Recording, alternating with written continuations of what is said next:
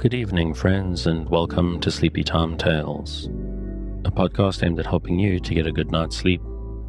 This is a podcast where I read old books, sometimes fiction, sometimes non-fiction, in the most boring way I can, to try and help slow your spinning mind, enough for you to fall asleep in the most natural way possible.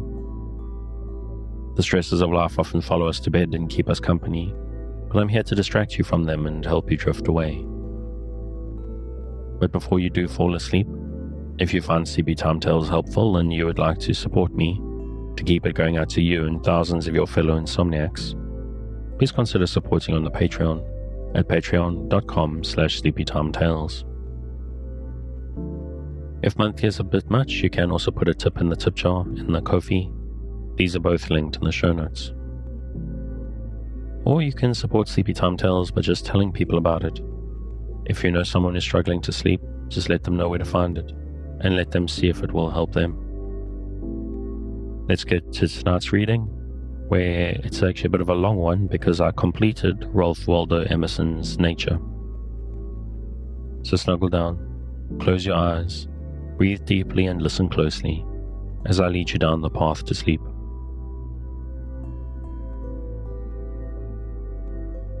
We return this week to Nature by Ralph Waldo Emerson.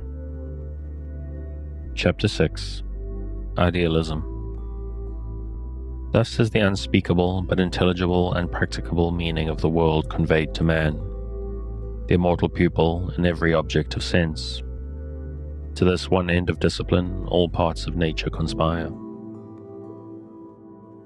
A noble doubt perpetually suggests itself, whether this end be not the final cause of the universe, and whether nature outwardly exists. It is a sufficient account of that appearance we call the world, that God will teach a human mind, and so makes it the receiver of a certain number of congruent sensations, which we call sun and moon, man and woman, house and trade. In my utter impotence to test the authenticity of the report of my senses, to know whether the impressions they make on me correspond with outlying objects, what difference does it make, whether Orion is up there in heaven, or some god paints the image in the firmament of the soul? The relations of parts and the end of the whole remaining the same, what is the difference?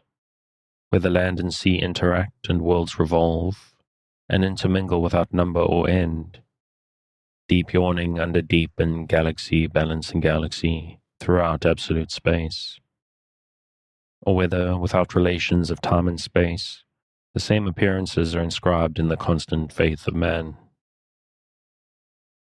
Whether nature enjoy a substantial existence without, or is only the apocalypse of the mind, it is alike useful and alike venerable to me. Be it what it may, it is ideal to me, so long as I cannot try the accuracy of my senses. The frivolous make themselves merry with the ideal theory, if its consequences were burlesque, as if it affected the stability of nature. It surely does not. God never jests with us and will not compromise the end of nature by permitting any inconsequence in its procession. Any distrust of the permanence of laws would paralyze the faculties of man. Their permanence is sacredly respected, and his faith therein is perfect. The wheels and springs of man are all set to the hypothesis of the permanence of nature. We are not built like a ship to be tossed, but like a house to stand. It is a natural consequence of this structure that, so long as the active powers predominate over the reflective, we resist with indignation any hint that nature is more short-lived or mutable than spirit. The broker, the wheelwright, the carpenter, the tollman, are much displeased at the intimation. But while we acquiesce entirely in the permanence of natural laws, the question of the absolute existence of nature still remains open. It is the uniform effect of culture on the human mind, not to shake our faith in the stability of particular phenomena, as of heat, water, azote, but to lead us to regard nature as a phenomenon, not a substance, to attribute necessary existence to spirit, to esteem nature as an accident and an effect. To the senses and the unrenewed understanding belongs a sort of instinctive belief in the absolute existence of nature. In their view, man and nature are indissolubly joined. Things are ultimates and they never look beyond their sphere. The presence of reason mars this faith. The first efforts of thought lead to relax this despotism of the senses, which binds us to nature as if we were a part of it, and shows us nature aloof and as it were afloat. Until this higher agency intervened, the animal eye sees, with wonderful accuracy, sharp outlines and colored surfaces. When the eye of reason opens, to outline and surface are at once added grace and expression. These proceed from imagination and affection, abate somewhat of the angular distinctness of objects. If the reason be stimulated to the more earnest vision, outlines and surfaces become transparent and are no longer seen. Causes and spirits are seen through them. The best moments of life are these delicious awakenings of the higher powers and the reverential withdrawing of nature before its God. Let us proceed to indicate the effect of culture. Our first institution in the ideal philosophy is a hint from nature herself. Nature is made to conspire with spirit to emancipate us. Certain mechanical changes, a small alteration in our local position, apprises us of a dualism. We are strangely affected by seeing the shore from a moving ship, from a balloon, or through the tints of an unusual sky. The least change in our point of view gives the whole world a pictorial air. A man who seldom rides needs only to get into a coach and traverse his own town to turn the street into a puppet show. The men, the women, talking, running, bartering, fighting, the earnest mechanic, the lounger, the beggar, the boys, the dogs, are unrealized at once, or at least wholly detached from all relation to the observer, and seen as apparent, not substantial beings. What new thoughts are suggested by seeing a face of country quite familiar, and the rapid movement of the railroad car? Nay, the most wanted objects make a very slight change in the point of view, please us most. In a camera obscura, the butcher's cart, and the figure of one of our own family amuse us. So a portrait of a well-known face gratifies us. Turn the eyes upside down, looking at the landscape through your legs, and how agreeable is the picture, though you haven't seen it any time these 20 years. In these cases, by mechanical means, is suggested the difference between the observer and the spectacle, between man and nature. Hence arises a pleasure mixed with awe. I may say, a low degree of the sublime is felt from the fact, probably, that man is hereby apprised that, while the world is a spectacle, something in himself is stable. In a higher manner, the poet communicates the same pleasure. By a few strokes he delineates, as on air, the sun, the mountain, the camp, the city, the hero, the maiden, not different from what we know them, but only lifted from the ground and afloat before the eye. He unfixes the land and the sea, makes them revolve around the axis of his primary thought and disposes them anew. Possessed himself by heroic passion, he uses matter as symbols of it. The sensual man conforms thoughts to things. The poet conforms things to his thoughts. The one esteems nature as rooted and fast, the other as fluid, and impresses his being thereon. To him the refractory world is ductile and flexible. He invests dust and stones with humanity, and makes them the words of the reason. The imagination may be defined to be the use which the reason makes of the material world. Shakespeare possesses the power of subordinating nature for the purposes of expression, beyond all poets. His imperial muse tosses the creation like a bauble from hand to hand, and uses it to embody any caprice of thought that is uppermost in his mind. The remotest spaces of nature are visited, and the furthest sundered things are brought together by a subtle spiritual connection. We are made aware that the magnitude of material things is relative, and all objects shrink and expand to serve the passion of the poet. Thus, in his sonnets, the lays of birds, the scents and dyes of flowers, he finds to be the shadow of his beloved. Time which keeps her from him is his chest. The suspicion she has wakened is her ornament. The ornament of beauty is suspect, a crow which flies in heaven's sweetest air. His passion is not the fruit of chance. It swells as he speaks to a city or a state. No, it was builded far from accident. It suffers not in smiling pomp, nor falls under the brow of thralling discontent. It fears not policy, that heretic, that works on leases of short-numbered hours, but all alone stands hugely politic. In the strength of his constancy, the pyramids seem to him recent and transitory. The freshness of youth and love dazzles him with its resemblance to morning. Take those lips away which so sweetly were forsworn, and the eyes, the break of day, lights that do mislead the morn. The wild beauty of this hyperbole, I may say, in passing, it would not be easy to match in literature.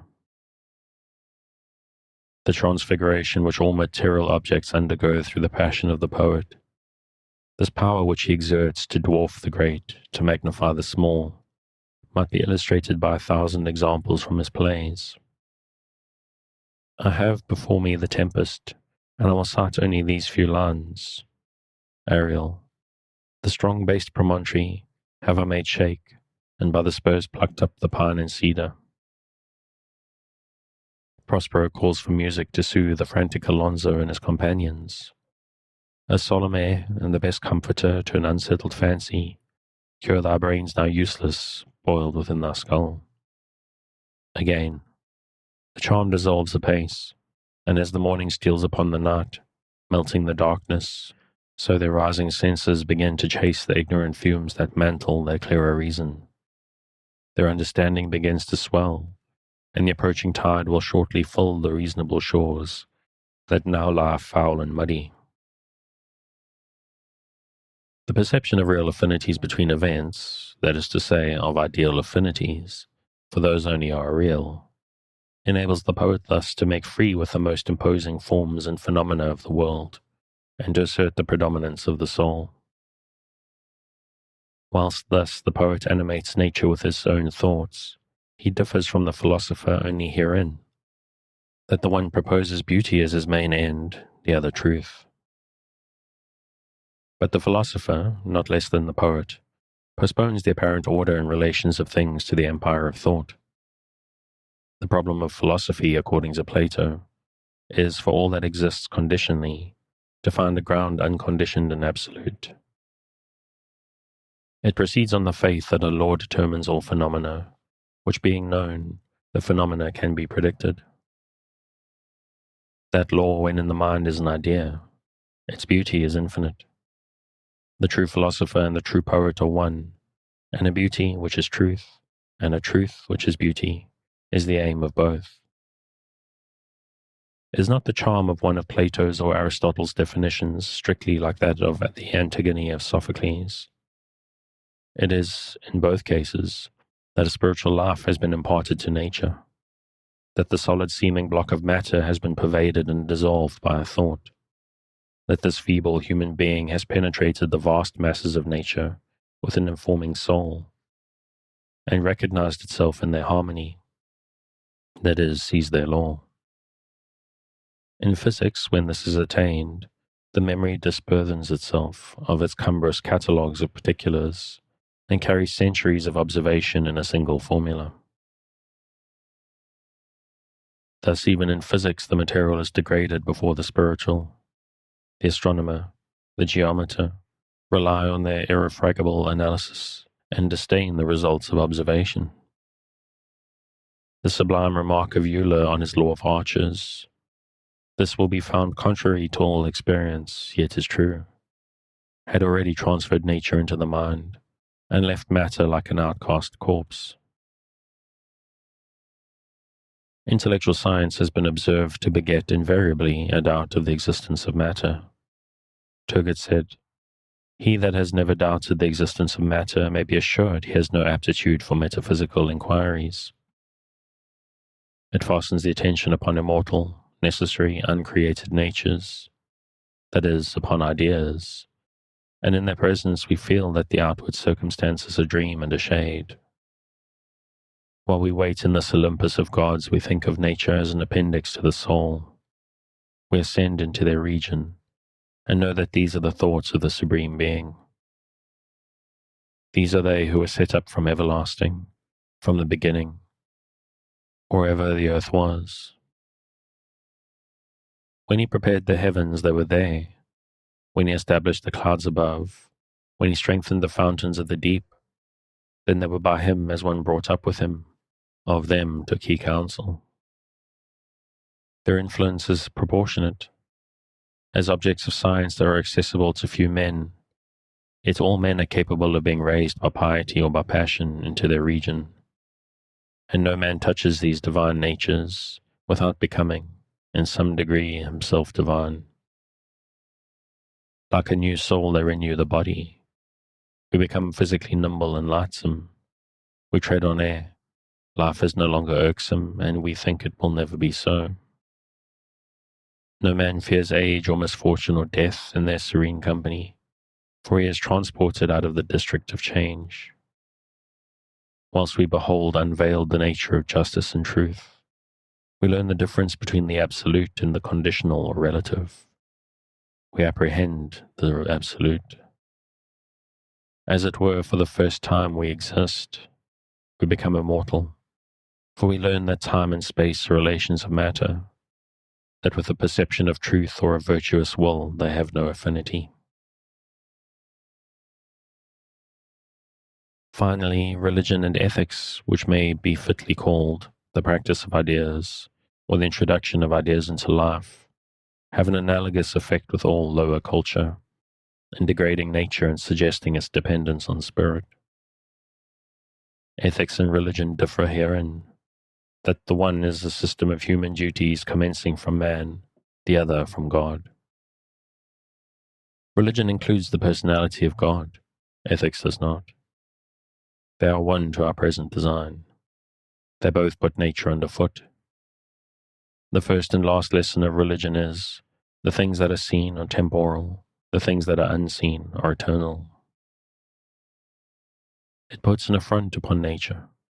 It does that for the unschooled, which philosophy does for Berkeley and for Yasa. The uniform language that may be heard in the churches of the most ignorant sects is, contemn the unsubstantial shows of the world. They are vanities, dreams, shadows, unrealities. Seek the realities of religion. The devotee flouts nature. Some theosophists have arrived at a certain hostility and indignation towards matter, as the Manichaean and Plotinus. They distrusted in themselves any looking back to these flesh pots of Egypt. Plotinus was ashamed of his body. In short, they might all say of matter what Michelangelo said of external beauty. It is the frail and weary weed in which God dresses the soul, which he has called into time. It appears that motion, poetry, physical and intellectual science, and religion all tend to affect our convictions of the reality of the external world. But I own there is something ungrateful in expanding too curiously the particulars of the general proposition that all culture tends to imbue us with idealism. I have no hostility to nature, but a child's love to it. I expand and live in the warm day like corn and melons. Let us speak her fair. I do not wish to fling stones at my beautiful mother, nor soil my gentle nest. I only wish to indicate the true position of nature in regard to man, wherein to establish man, all right education tends, as the ground which to attain is the object of human life, that is, of man's connection with nature. Culture inverts the vulgar views of nature and brings the mind to call that apparent, which it uses to call real, and that real which it uses to call visionary. Children, it is true, believe in the external world. Their belief that it appears only is an afterthought, but with culture. This faith will surely arise on the mind, as did the first. The advantage of the ideal theory over the popular faith is this, that it presents the world in precisely that view which is most desirable to the mind.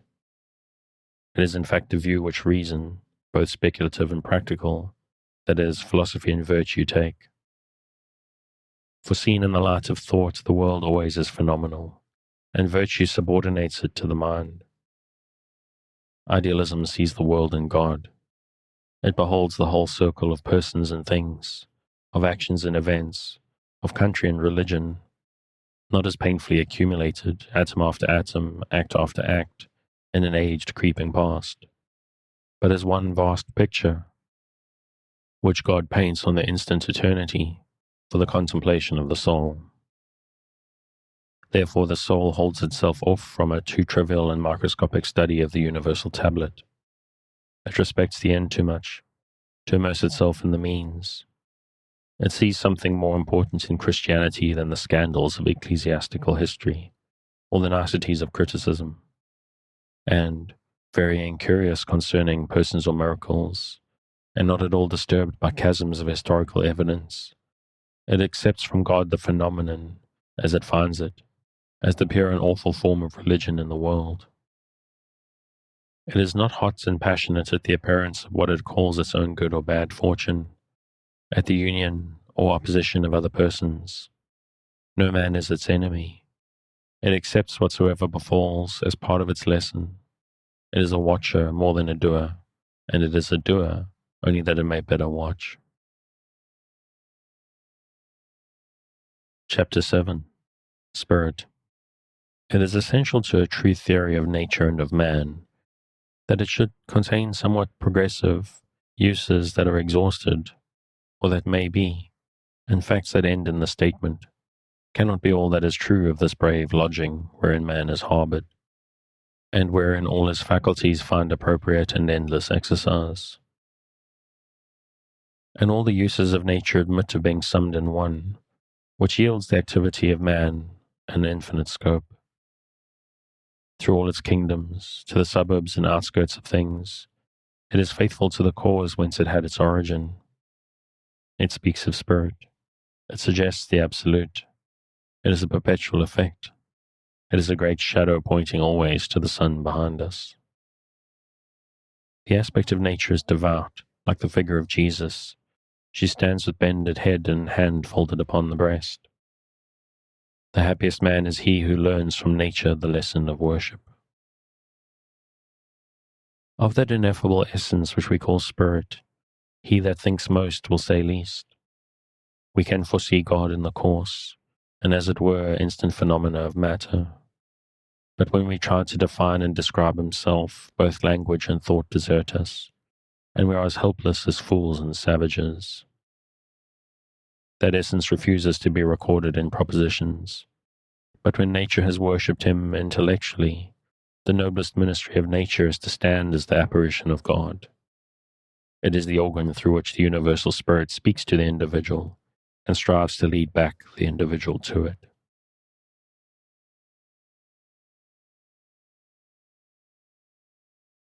When we consider spirit, we say that the views already presented do not include the whole circumference of man. We must add some related thoughts. 3 problems are put by nature to the mind. What is matter? Whence is it? And where to? The first of these questions only, the ideal theory answers. Idealism saith, matter is a phenomenon, not a substance. Idealism acquaints us with the total disparity between the evidence of our own being and the evidence of the world's being. The one is perfect, the other incapable of any assurance. The mind is part of the nature of things, and the world is a divine dream, from which we may presently awake to the glories and certainties of day. Idealism is a hypothesis to account for nature by other principles than those of carpentry and chemistry. Yet if it only deny the existence of matter, it does not satisfy the demands of the spirit. It leaves God out of me, It leaves me in the splendid labyrinth of my perceptions to wander without end. Then the heart resists it, because it balks the affections in denying substantive being to men and women. Nature is so pervaded with human life that there is something of humanity in all, and in every particular. But this theory makes nature foreign to me, and does not account for that consanguinity which we acknowledge to it. Let it stand then in the present state of our knowledge, merely as a useful introductory hypothesis, serving to apprise us of the eternal distinction between the soul and the world. But when, following the invisible steps of thought, we come to inquire, whence is matter and where to, many truths arise to us out of the recesses of consciousness. We learn that the highest is present to the soul of man, that the dread universal essence, which is not wisdom, or love, or beauty, or power, but all in one, and each entirely, is that for which all things exist, and that by which they are, the Spirit creates. That behind nature, throughout nature, Spirit is present, one and not compound. It does not act upon us from without, that is in space and time, but spiritually or through ourselves. Therefore the Spirit, that is the Supreme Being, does not build up nature around us, but puts it forth through us, as the life of the tree puts forth new branches and leaves through the pores of the old. As a plant upon the earth, so a man rests upon the bosom of God. He is nourished by unfailing fountains and draws, at his need, inexhaustible power. Who can set bounds to the possibilities of man? Once inhale the upper air, being admitted to behold the absolute natures of justice and truth, and we learn that man has access to the entire mind of the Creator, is himself the Creator in the infinite. This view which admonishes me where the sources of wisdom and power lie, and points as virtue to the golden key which opens the palace of eternity, carries upon its face the highest certificate of truth, because it animates me to create my own world through the purification of my soul. The world proceeds from the same spirit as the body of man. It is a remoter and inferior incarnation of God, a projection of God in the unconscious. But it differs from the body in one important respect. It is not, like that, now subjected to the human will. Its serene order is inviolable by us. It is, therefore, to us the present expositor of the divine mind. It is a fixed point whereby we may measure our departure. As we degenerate, the contrast between us and our house is more evident. We are as much strangers in nature as we are aliens from God. We do not understand the notes of birds. The fox and the deer run away from us. The bear and the tiger rend us. We do not know the uses of more than a few plants, as corn and the apple, the potato and the vine. Is not the landscape, every glimpse of which hath a grandeur, a face of him? Yet this may show us what discord is between man and nature. For you cannot freely admire a noble landscape if laborers are digging in the field hard by. The poet finds something ridiculous in his delight, until he is out of the sight of men. Chapter 8. Prospects. In inquiries respecting the laws of the world and the frame of things, the highest reason is always the truest. That which seems faintly possible, it is so refined, is often faint and dim because it is deepest seated in the mind among the eternal verities. Empirical science is apt to cloud the sight, and, by the very knowledge of functions and processes, to bereave the student of the manly contemplation of the whole. The savant becomes unpoetic, but the best-read naturalist who lends an entire and devout attention to the truth will see that there remains much to learn of his relation to the world, and that it is not to be learned by any addition or subtraction or other comparison of known quantities, but is arrived at by untaught sallies of the spirit, by continual self-recovery, and by entire humility. He will perceive that there are far more excellent qualities in the student than preciseness and infallibility, that a guess is often more fruitful than an indisputable affirmation, and that a dream may let us deeper into the secret of nature than 100 concerted experiments. 4. The problems to be solved are precisely those which the physiologist and the naturalist omit to state. It is not so pertinent to man to know all the individuals of the animal kingdom, as it is to know whence and where to is this tyrannizing unity in his constitution, which evermore separates and classifies things, endeavoring to reduce the most diverse to one form. When I behold a rich landscape, it is less to my purpose to recite correctly the order and superposition of the strata than to know why all thought of multitude is lost in a tranquil sense of unity. I cannot greatly honor minuteness in details, so long as there is no hint to explain the relation between things and thoughts, no ray upon the metaphysics of conchology, of botany, of the arts, to show the relation of the forms of flowers, shells, animals, architecture to the mind, and build science upon ideas. In a cabinet of natural history, we become sensible of a certain occult recognition and sympathy in regard to the most unwieldy and eccentric forms of beast, fish, and insect. The American who has been confined in his own country to the sight of buildings designed after foreign models is surprised on entering York Minster or St. Peter's Palace at Rome by the feeling that these structures are imitations also, faint copies of an invisible archetype. Nor has science sufficient humanity, so long as the naturalist overlooks that wonderful congruity which subsists between man and the world, of which he is lord, not because he is the most subtile inhabitant, but because he is its head and heart, and finds something of himself in every great and small thing, in every mountain stratum, in every new law of color, fact of astronomy, or atmospheric influence which observation or analysis lay open. A perception of this mystery inspires the muse of George Herbert, the beautiful psalmist of the 17th century. The following lines are part of his little poem on man. Man is all symmetry, full of proportions, one limb to another, and to all the world besides. Each part may call the farthest brother, for head with foot hath private amity, and both with moons and tides. Nothing hath got so far, but man hath caught and kept it as his prey. His eyes dismount the highest star, his in little all the sphere. Herbs gladly cure our flesh, because that they find their acquaintance here.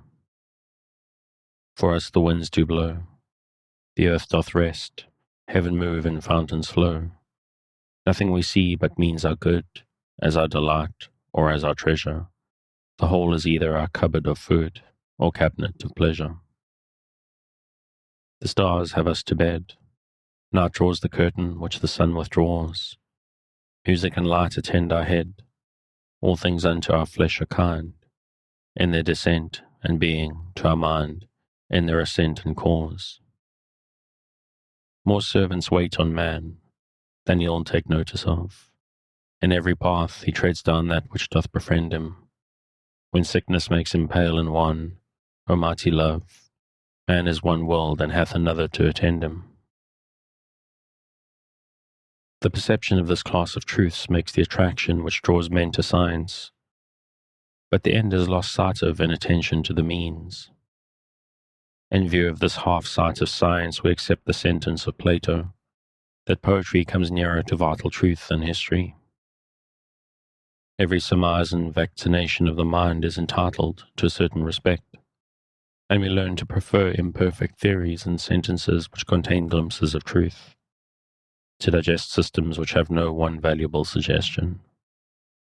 A wise writer will feel that by the ends of study and composition are best answered by announcing undiscovered regions of thought, and so communicating, through hope, new activity to the torpid spirit.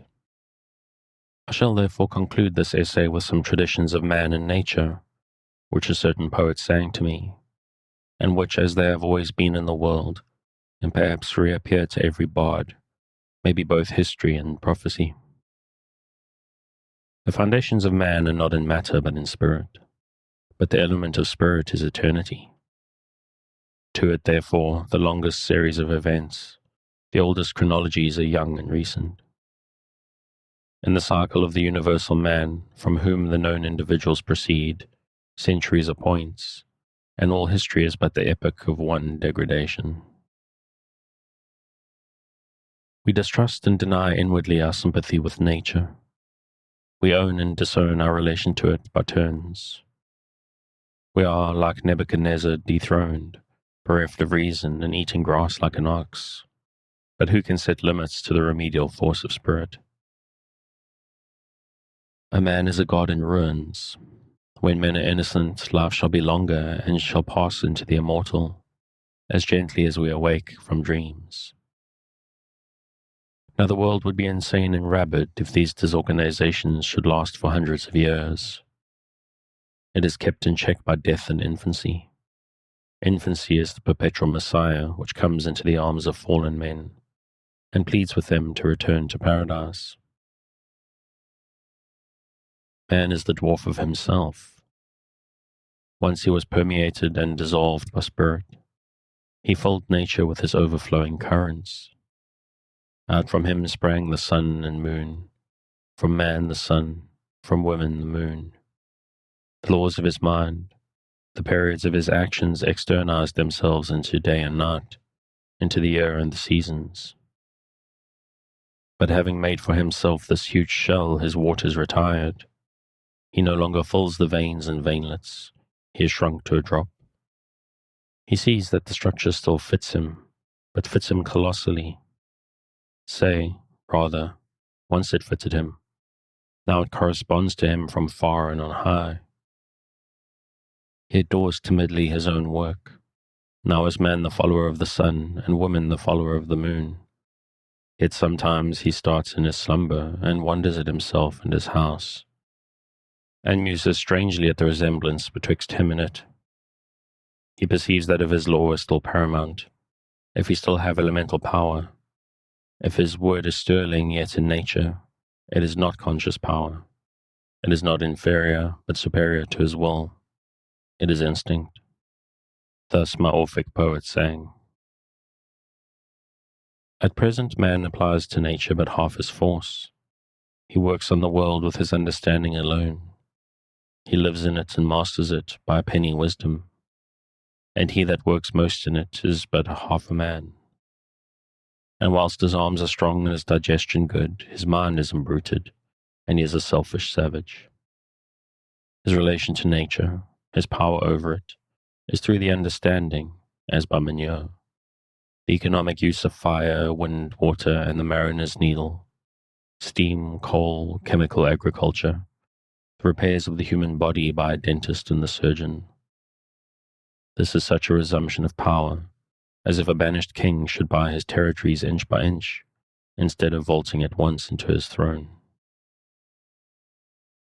Meantime, in the thick darkness, there are not wanting gleams for better light, occasional examples of the action of man upon nature with his entire force, with reason as well as understanding. Such examples are the traditions of miracles in the earliest antiquity of all nations, the history of Jesus Christ, the achievements of a principle, as in religious and political revolutions, and the abolition of the slave trade, miracles of enthusiasm as those reported of Swedenborg, Hohenlohe, and the Shakers.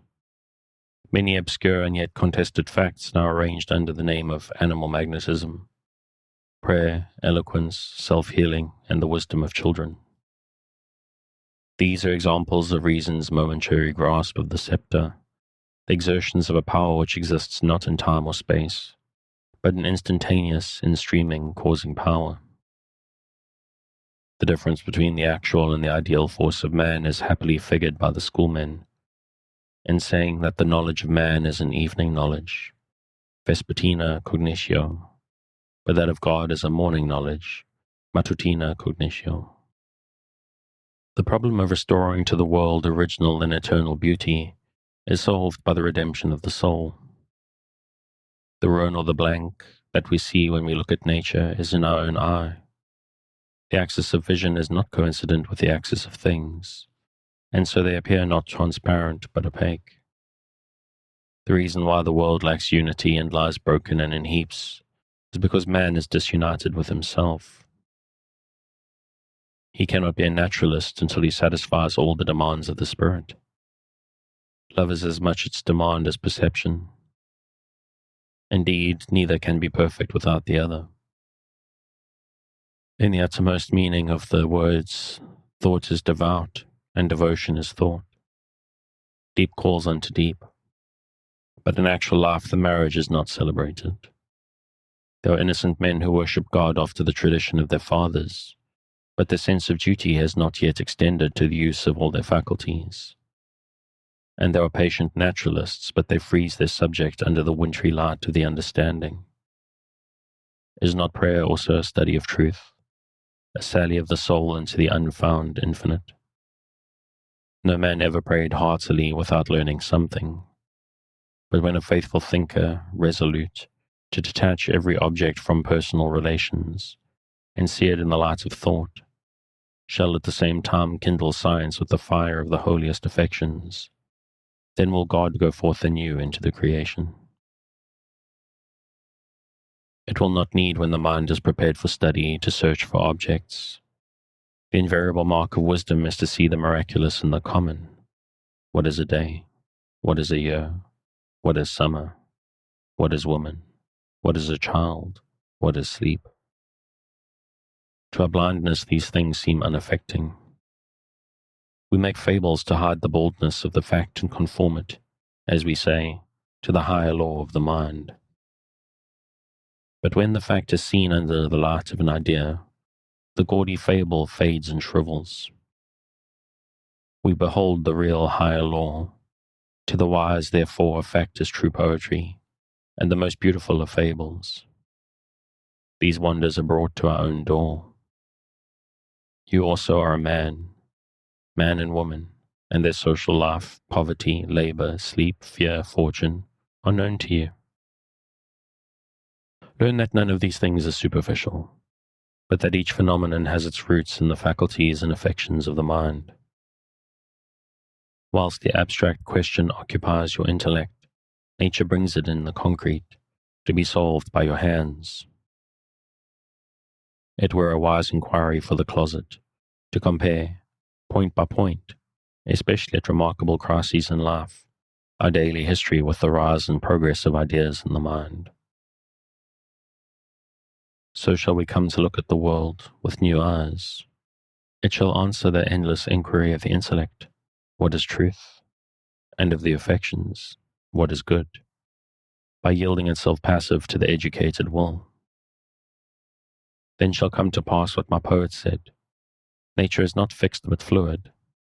Spirit alters, molds, makes it. The immobility or bruteness of nature is the absence of spirit. To pure spirit, it is fluid, it is volatile, it is obedient. Every spirit builds itself a house, and beyond its house a world, and beyond its world a heaven. Know then that the world exists for you. For you is the phenomenon perfect. What we are, that only we can see. All that Adam had, all that Caesar could, you have and can do. Adam called his house heaven and earth. Caesar called his house Rome. You perhaps call yours a cobbler's trade, 100 acres of plowed land, or a scholar's garret. Yet line for line and point for point, your dominion is as great as theirs, though without fine names. Build therefore your own world, as fast as you conform your life to the pure idea in your mind, that will unfold its great proportions. A correspondent revolution in things will attend the influx of the spirit. So fast will disagreeable appearances, swine, spiders, snakes, pests, madhouses, prisons, enemies, vanish. They are temporary and shall be no more seen. The disorder and filth of nature, the sun shall dry up and the wind exhale. As when the summer comes from the south, the snowbanks melt, and the face of the earth becomes green before it. So shall the advancing spirit create its ornaments along its path, and carry with it the beauty it visits, and the song which enchants it. It shall draw beautiful faces, warm hearts, wise discourse, and heroic acts around its way until evil is no more seen. The kingdom of man over nature, which cometh not with observation, a dominion such as now is beyond his dream of God. He shall enter without more wonder than the blind man feels, who is gradually restored to perfect sight. And that is the end. If you would like to read this yourself, you can find the original on Project Gutenberg at the link in the show notes. And as this is another time that I've completed a full work, I will put all of the episodes together in one, which will be available on the Patreon. Thanks again for joining me on this episode of Sleepy Time Tales, the podcast designed around a bedtime story to help you to get a restful night. New episodes will be released every Sunday night, give you something fresh to help you rest in a new week. But make sure to follow or subscribe in whatever service you use, so that you get your new episodes whenever they come out. Good night, and sweet dreams.